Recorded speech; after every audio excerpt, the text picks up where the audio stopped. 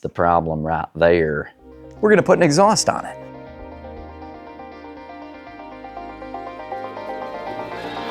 Today, we're working on a 1979 Beetle. Now, a lot of people will say a 1979 Super Beetle because it is a 1979 Super Beetle, but also there were no standard Beetles in 1979. Not here in this country anyway, I guess. So it's a US spec Beetle. Also, you don't need to say 1979 convertible Beetle because there were only convertibles in 1979. So those are some fun nerddom facts that you can take to your next cocktail party and really bore the heck out of people that are there. Did you know that in 1979 there were only convertibles and they were all Super Beetles? So when you say, I have a 1979 Super Beetle convertible, everybody knows that already. This car actually used to be an epilogue. An epilogue is a limited production that was the black on black on black edition. So black top, black interior, black body and paint. That was a limited run in 1979 because they were just putting a bow on all of the German-made Beetles throughout history. They were like, this is it, we're gonna go goth. Except for somebody bought this epilogue, probably crashed it, maybe in the back, I don't know, and then was like, whoopsie, and repainted the whole thing, except for right here, where it's still black in the engine bay. So, what can you do? Hey, you know, these things happen. We're gonna put an exhaust on it. And I figured we might as well do a sound check before and after, because if we're gonna put this beautiful vintage speed stainless steel unit on here, I mean, what did it sound like before? And what will it sound like after? So, you know, there you go. This thing is nice, by the way. This is real nice. That's pretty. I'm gonna try and adjust my settings so that everything's recorded correctly. Then when we do the sound check of the final one, I'll set everything up the same. Honest, Scout's honor. So, I don't know why I did that. I haven't been a Boy Scout for years. I mean, I guess, are you ever not a Boy Scout once you've been a Scout? Maybe, am I still a Boy Scout? I don't know how that works. I'm not a Scout anymore, but I was a Boy Scout when I was in Scouts. Very confusing. Nomenclature of scouting. Nobody really tells you about that. Okay, well, Scout's honor then. I got totally sidetracked. I'm gonna set a mic up and let's hear what this thing sounds like. Okay, so I've adjusted the mic and now we're gonna do the sound test. It's warmed up, so I'll let it idle. I'll do a couple of revs. This thing has an exhaust leak on it, a couple of exhaust leaks. It's the original factory muffler. It's in bad shape. Let's just see what it sounds like, and then I'll position everything up the same way when we're done installing the new vintage speed unit, and we'll get to see what it sounds like then. The mic is placed.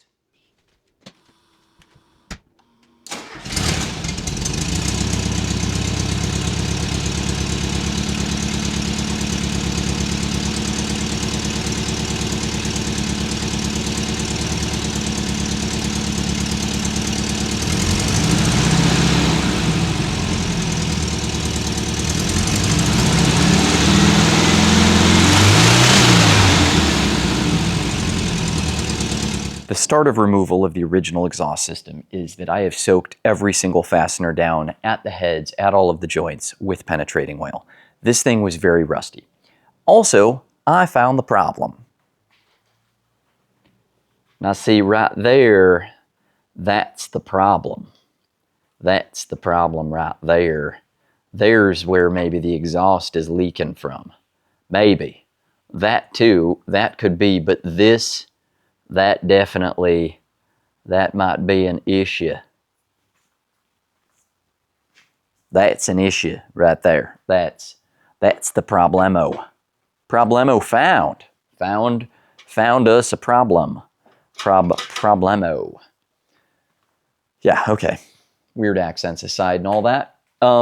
Hey, this is a Super Beetle late model fuel injection exhaust system that is actually very complete. Normally, the EGR and all that stuff has been taken off. This one, very complete. Let me walk you through it so you can see some of the fangs that's under this car.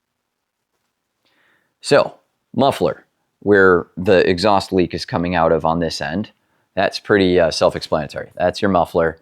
Then we have some interesting fuel injection anatomy, right? These fuel injected model Beetles have reverse J-pipes on them that actually go from the front. I say reverse because the standard Beetles normally have J-pipes that come to the front or heater boxes that are the J-pipes that come from the back to the front. This has a reverse J-pipe that goes to a heater box joint that then goes to the heater box unit back up to the front, which bolts to your muffler. And then you've got heater box anatomy, fresh air, if you want to call it that, fresh hot air that goes to the back that then goes through the accordion tube that then goes up into the body. So this is accordion tube heater box anatomy up over the control arm to the body. Okay, so, and then in the back, you've got a downpipe back here that is segmented into two different segments. So you have this section of the downpipe that goes to the cylinder head up top, and then you have this lower section of the downpipe that goes to the muffler unit itself. Well, to the heater box and then up to the muffler. So that's kind of how it's all working. And the flow here is met by this J-tube, right? So this J-tube comes back and kind of merges flow with the rear. And this side is the same way. Up to the head, down to the heater box, and up to the front. This is interesting Y-pipe, Y J-pipe situation. Then you have the EGR canister, which is this gray box right here. And that goes up and EGRs itself off of the intake, and it goes to this muffler pipe here with a couple of different connections, segmented connections. So we've got to take all of that off. Every single one of those little connections and all of that. Now, technically, I don't have to take every single one off. I can remove some of it in chunks. So I'm going to go after whatever is easiest, whatever will come off, and we're going to hope for no broken bolts. It's party time.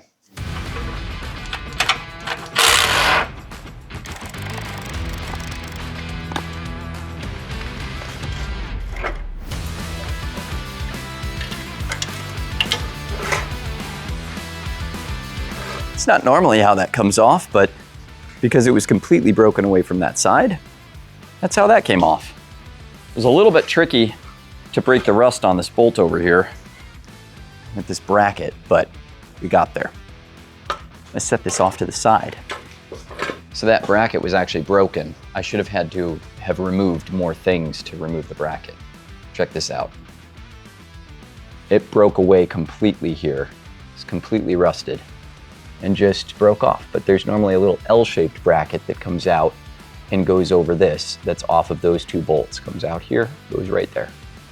Anyhow, the silencer is removed, and I'm just gonna keep on tearing all this off.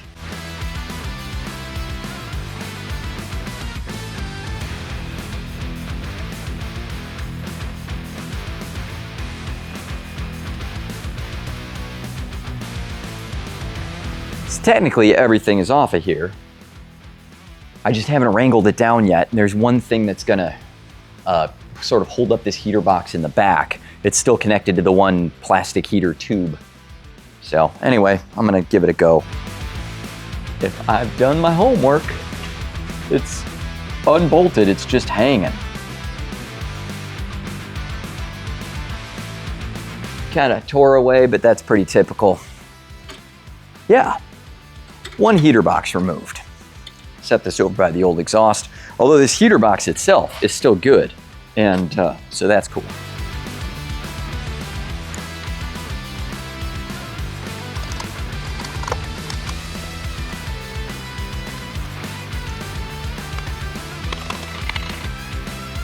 And there's your weird fuel-injected Y-pipe.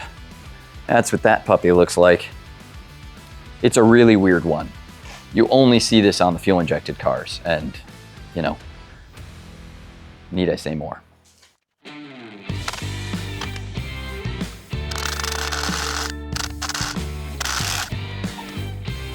Well, damn. I have an expression. Let me put this down. That's not the expression. I have an expression that I use often when I'm talking to my customers about what my job entails. And that expression is, I will say, and I quote, I'm only one broken bolt away from the job turning into something bigger.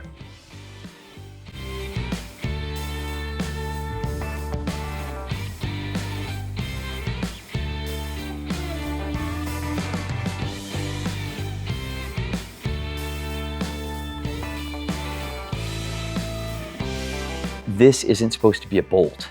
This is actually supposed to be a stud going into the cylinder head. This came out of the number 3 cylinder. It's the upper stud for the number 3 cylinder head's exhaust port.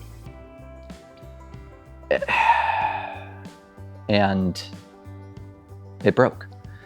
Someone shouldn't have been using this, but they probably pulled the stud out to begin with. Now I've got to go drill a broken bolt out of there. Come with me. I will show you what the heck. That's what the heck. Let me get the gasket out of the way. There we go. There it is. That's gonna be a nasty one to do too, because there's not a lot of room in here. I got some room to drill on it, but the body of the drill has to go somewhere. And so we'll figure that out. I've done them before in car and it's turned out somewhat successful. I'm not gonna even bother to try and actually extract it because I've been through this too many times. So we're just gonna drill that puppy out. We'll heliocoil it if we need to, if we can't get it out clean, but that's gonna be our best move. Anyway, this side's all broken down though, except for the EGR box. So just got to take that little guy off of there, but I'm going to be taking the sheet metal off of the front end of this engine anyway and taking a bunch of things off to prep. So yep, that's not unexpected, I gotta say, but you know, it was all going so smoothly. So anyway, I'm going to keep taking all this stuff apart. We'll see what breaks on that one. Also, when you're dealing with rusted fasteners, do the 6-point approach, you know? Try to reserve your 12 points for, you know, fasteners that are clean and probably going to break free easily so that you don't round off corners. My math is correct. That's just hanging by the same plastic tube in the back. I forgot to loosen a clamp. I'll do that, but don't walk under it, okay? You be careful. What did I just say? Don't walk under it. Look at me. Living life dangerously, and it hits me on the head. That would be funny. That would have been funny. It's got no comedic timing, this heater box. You missed your opportunity, dude. You had a golden chance. People would have laughed. You could have won a YouTube Oscar for best comedic moment in an exhaust video. But no, you just decided to hang out, stay stuck to the car like a regular old heater box. Oh, is that because it's actually still stuck to... Oh, here I am dissing the heater box for its poor comedic timing. And it's actually still got one bolt. It's still actually bolted. So look at that. I'm sorry. Yep. And it's heavy too. It would have hit me in the face. Twist, twist, break. No, hang. Don't fall. I want to break free.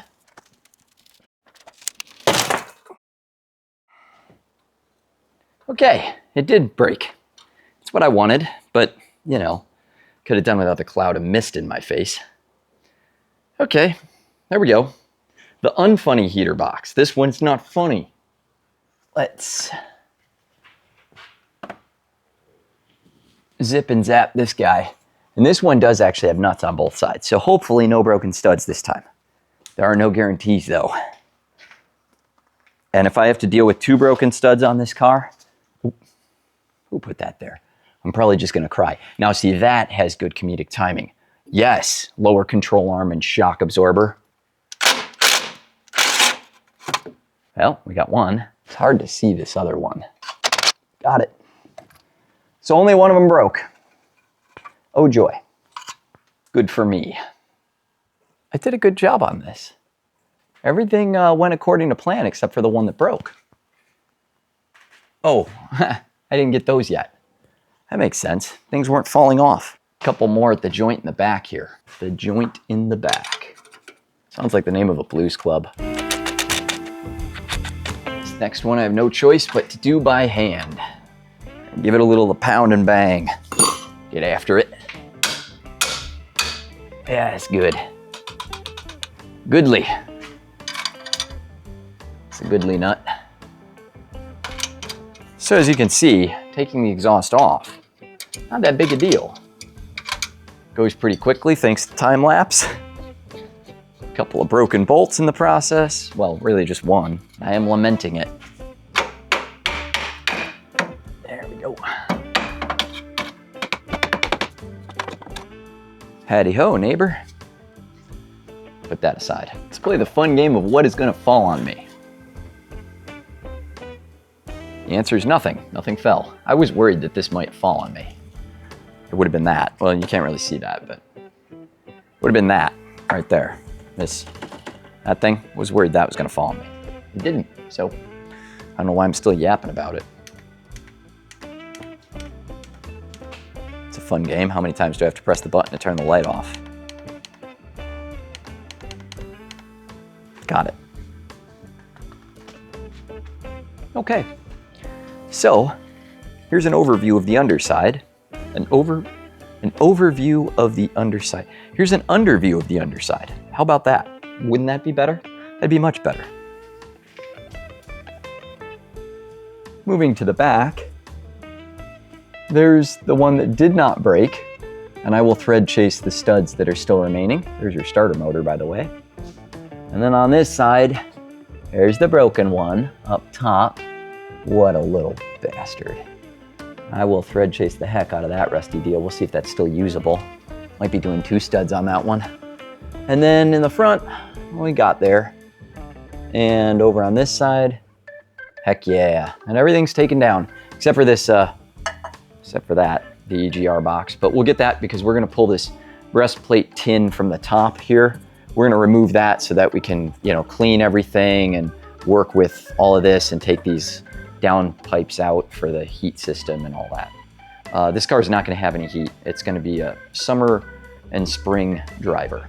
I loosened up all the fittings for the breastplate and it comes out of there real easy. Now we're gonna unbolt that EGR box, get it out of the way. There are 2 10mm on that. And there it is. Deleted. EGR delete. It's that simple. I still have to drill out that stud on the back of the engine. For you guys, it'll be not but a second. For this guy, it's gonna be a long afternoon of drilling out a broken stud. It's what I do. Well, that was awful. That was undoubtedly one of the worst ones that I've had to do. The drill bit, I centered it as best I could with my punch. The drill bit bit off a little bit at one point, started to go bigger than I wanted. I had to get my Dremel in there. I had to get my face mask. There was aluminum and metal dust pouring everywhere. I'm lucky to be alive. I had to go as big as 10 mil with it and then use a step down stud, an adapter stud that goes from M10 to M8. I'll show you guys the results. It's curing right now because it's got high temperature Loctite on it as well. So, and there it is. There are them results. That's what it looks like. I don't know if it's perfectly centered, but we'll adjust the exhaust flange. If it's not, we'll ovalize the flange a little bit. I think it's pretty close to where the factory stud was. You can see it's a little bit recessed because I lost some of the meat on the head. So I had to recess it with the helicoil. That's how chewed up the lower stud is, but we're going to thread chase that. We're going to try and reuse that. I've done this successfully many, many times. I would say I'm damn near a pro at it. And yeah, more than a few times I have successfully done this exact repair. But usually, I don't know if my bit was dull or what, but usually I get a center punch on it, I get the drill in just the right spot, and I go straight down the middle, and I either am able to extract it, or I'm able to just drill it and drill it and drill it until it disappears, and then make sure that the threads are still good, or if they're not good, I heliocoil it. This time made me use the big heliocoil to really get it done. So it's the weekend now, and I am going to continue on this project after the weekend is over in the new week, because it kicked my butt. It's quitting time. So I'm headed home, and I'll see you in a minute, and we'll start throwing the new exhaust unit on here, and fingers crossed that that heliocoil holds, doesn't pull out when we go to tighten it up.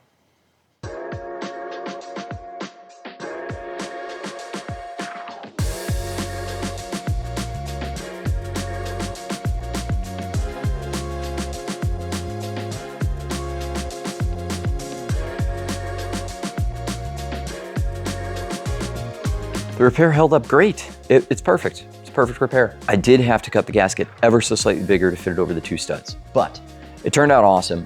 I'm able to actually put a J-tube against it and start bolting up the exhaust. So thank the powers that be, and that wasn't as big a disaster as it could have been. I still haven't tightened it down yet, but that's what I'm gonna do now, and then we're gonna see if it holds up well. And all of this just to get this brand new exhaust on here. Sometimes you wonder, no, you don't. The old one was really bad. It was really bad. We needed to take that off. I'm gonna be putting this new exhaust on with these little step-down nuts. Now, I am a big fan of these step-down nuts. They're 11 millimeters on the flats, they're M8 by 1.25 on the thread, and they are made of brass. I like them because they don't rust, so you don't have snappage as commonly.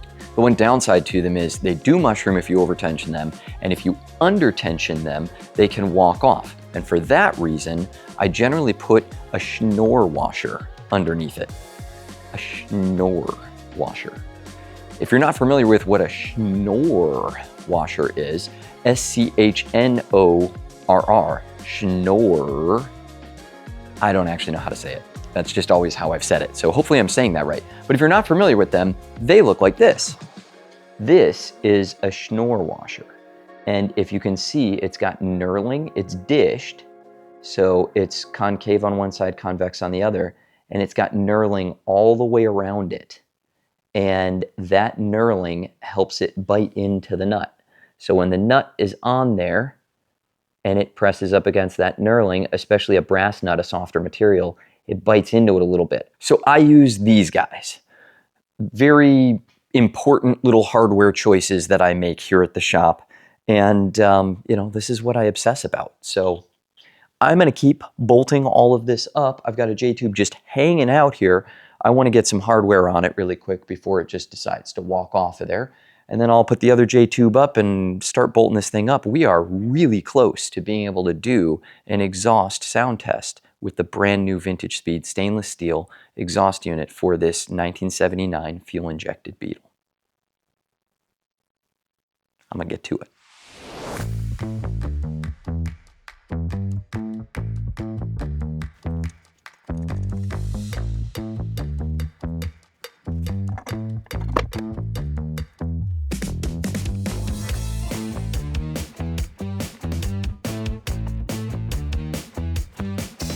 Now that those are both loosely bolted up, I've got to actually set up the fronts and then the muffler unit in place so that I can kind of snug everything down at once. I don't want any of the alignments of the flanges deviating or walking off. So a lot of times if you tighten up those J-pipes, they kind of skew a little bit and then you can't align the muffler. So I'm gonna leave everything kind of on the loose side right now so that I can kind of pivot and bend things around, get it all perfect, and then I'll tighten everything up. I already thread chased all these studs to make it easier. And again, leave a little wiggle in there. You can see how much that can move side to side. And that'll, you know, we want to leave that a little bit on the loose side so that we can do that for when we're actually lining up the muffler to these and this. Okay, so now everything's in place at least. And the last piece of the pie is the actual muffler pack. So I'm gonna arrange my hardware for that. Gonna be using a mix of the bolts that they provided, the schnorr washers, and the brass nuts to make all of this happen. And I've got to kind of fit the muffler up into place, and we'll just see how it all goes. Here's the muffler unit itself. It appears that they provided threads on this flange. This would be the J-tube flange for studs to go into. So I've got to thread up those studs in advance of putting everything on this thing. Let me get hardware in place, and then we're going to hang this puppy. Now I have the flange adapter installed on here, so that, as you can see, it changes the orientation of the bolts from being at a diagonal to being horizontal. That's cool, and it means that there's actually even more play to be able to align everything, because this actually moves around a little bit. So my guess is that that's because we're running J-tubes on this, and those J-tubes are good for any generation of Beetle, but this exhaust unit, this muffler, is specifically designed to go with the fuel-injected heater boxes, which we are not running on this vehicle. So, hence the adapter flange to be able to get to their standard J-tube style. Let's hang it up.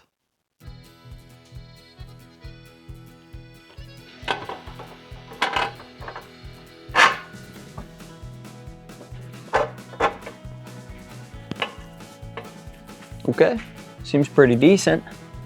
Gonna get a nut on this side.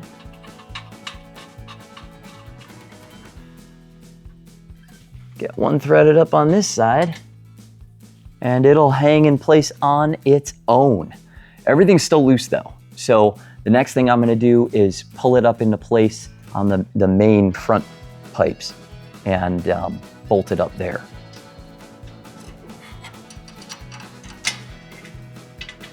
Okay, so I slid things around a little bit. It does line up, which is good.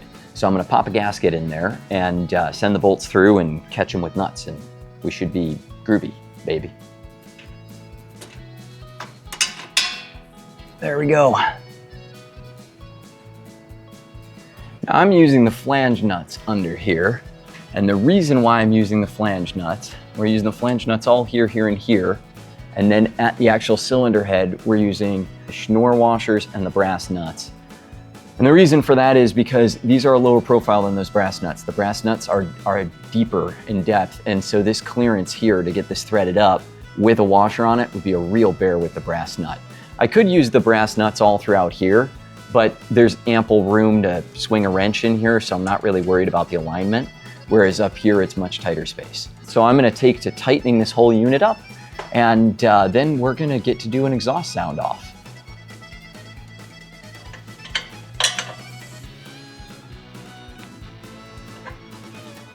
Well, I can see why they allow for a little spacer movement in the actual muffler pack to the J-tubes, to the downpipes, to everything, because it's needed. That was a little bit of a struggle, a little bit more of a struggle than I expected. But it wasn't that bad. It just, you know, holding the muffler pack just right, scooting something over, nuts, bolts, you get it. Anyway, and now the highly rewarding peeling of the plastic. Very nice.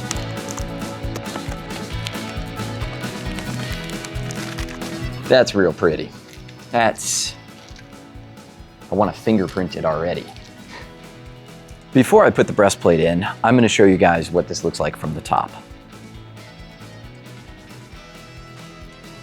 So there you've got the heat-wrapped downpipe on the cylinder 1-2 side. And over here, you've got the downpipe on the cylinder 3-4 side with the schnorr washer and the brass nut, the gasket that they provided, and then in back, straight down below, is the muffler pack, just hanging out there. There's your connections from the top side. So there you go. About what you would expect, but just so you have that perspective, now you have that perspective. We all could use a little more perspective in life. So that was that perspective. You know what? I was just getting set up to put the breastplate in down here, and I realized I have made a fatal mistake. I need to bolt up a block-off plate for the EGR, or the EGR pipe is going to be a massive vacuum leak to the intake. It's true, it's not always open and active, but if there's any part of this system that has degraded over time, it'll cause this engine to run absolutely haywire. So I'm going to cut a little aluminum plate, drill a couple holes in it, and install it down there under the foot of this EGR downpipe, and then we can proceed. EGR block-off plate. I have fashioned these many a time. There's nothing special about this. Little piece of aluminum with 2 holes drilled in it, and I run some high-temp silicone on the one side and bolt it up into position, and it smooshes and it seals and it's good. There it is. I'll wipe off that little bit of squeeze out on it, and then it'll be all set and done. That's all it needs to be. Nothing fancy, just a block off.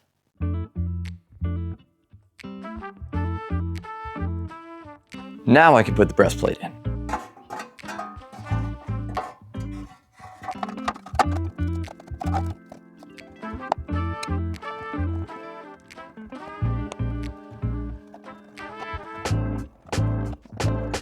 That's that then.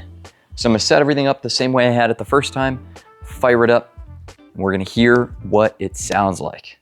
This is fun, this is exciting, and I hope it's somewhat informative about the vintage speed exhaust system and at least what it sounds like on the fuel-injected generation of Bug.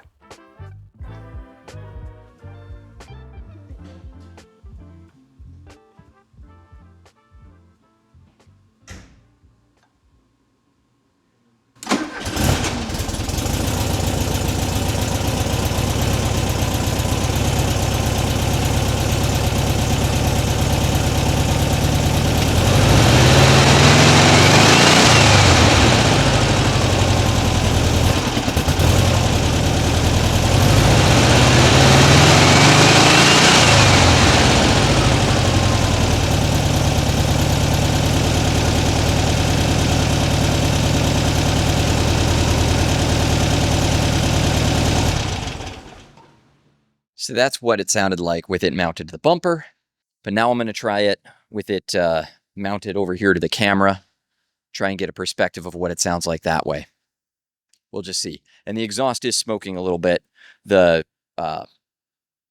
fiberglass insulation on the downpipes, and that's starting to kind of like burn in and smoke up a little bit and all that. So anyway, ignore the fumes wafting.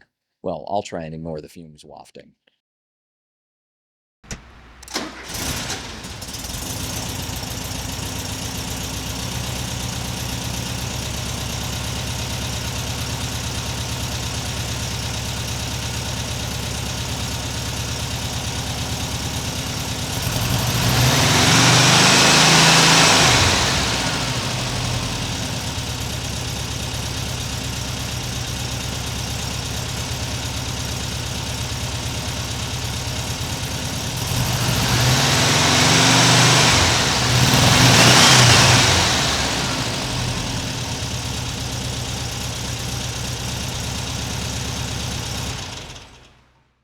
So there you have it, vintage speed exhaust installed on this beautiful 1979 convertible Beetle. And what more could you want? I suppose, you know, we'll get it out for a test drive if we can.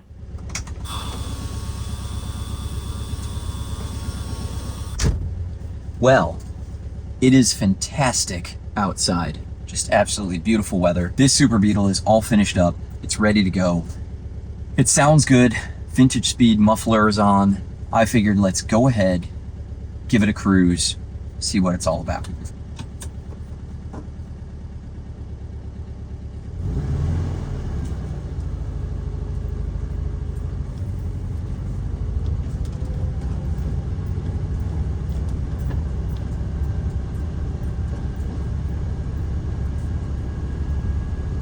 Well, always got to wave to the neighbors.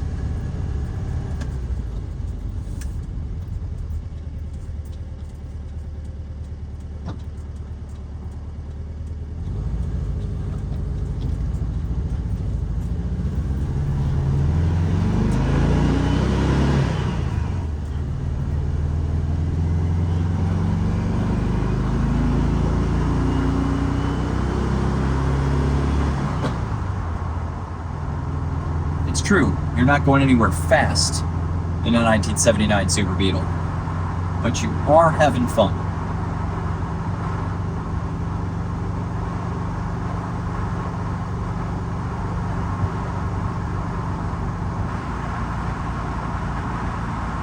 Fair amount of wind noise, actually.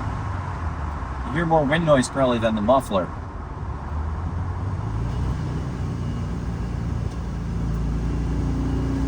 That's okay.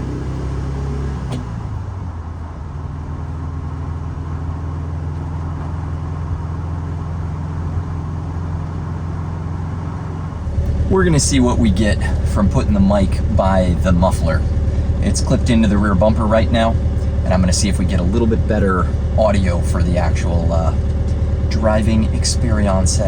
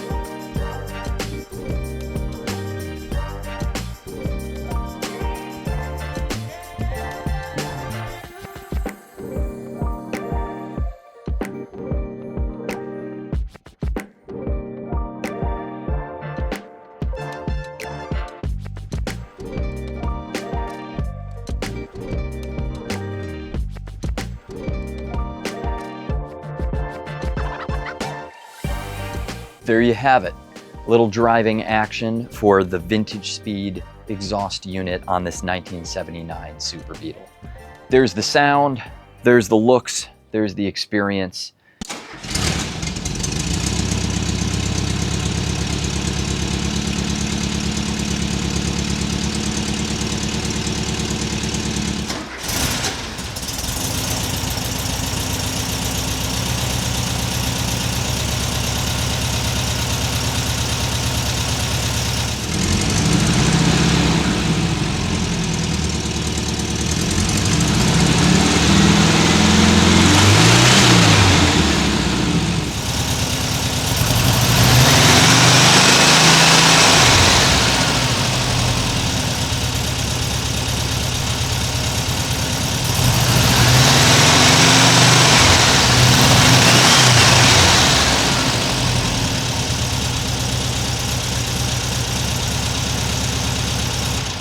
Well, that does it for this one.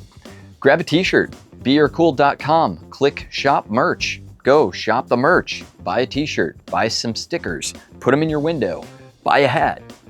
You know, support what I've got going on here. If you like the video, the other way you can support is just hit subscribe. Watch all the episodes that I've got out right now. They're all fun, they're all entertaining, they're somewhat informative. I do my best for you. So, hey, thanks for watching. And I'll catch you on the next one. It really is a cool color.